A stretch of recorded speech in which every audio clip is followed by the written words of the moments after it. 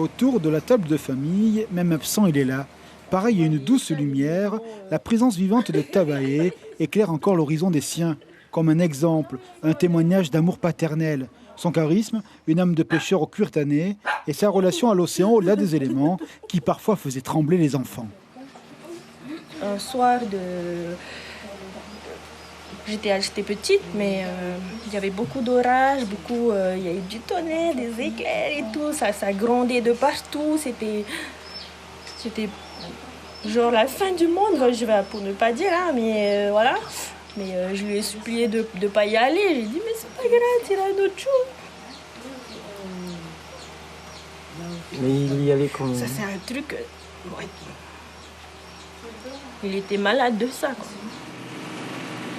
Puis il y eut ce jour, comme un film catastrophe, un roman d'aventure, un ciel délivrant sa menace, des vagues au rugissement d'alerte.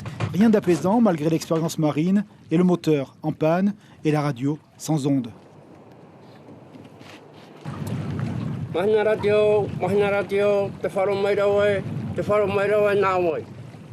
Au final, 118 jours en mer, à la dérive, de Tahiti aux îles Cook, à faire face à l'inexorable, à jouer avec son instinct de survie en mobilisant une incroyable énergie, l'amour de la vie. On était à la maison, il était presque minuit, et c'était le jour de mon anniversaire. On l'a retrouvé à ce moment-là. Et on nous a annoncé ça, il était presque minuit, et j'ai pris ça comme un cadeau. Même absent, il vit encore avec toute sa tendresse. Parfois l'on feuillette l'album de famille, l'hôpital après la mésaventure et la force de caractère du papa, ne pas renoncer, ne rien céder et reprendre la mer coûte que coûte, l'océan, sa vie, c'est infini aujourd'hui devenu silence. C'était quelqu'un d'important pour toi?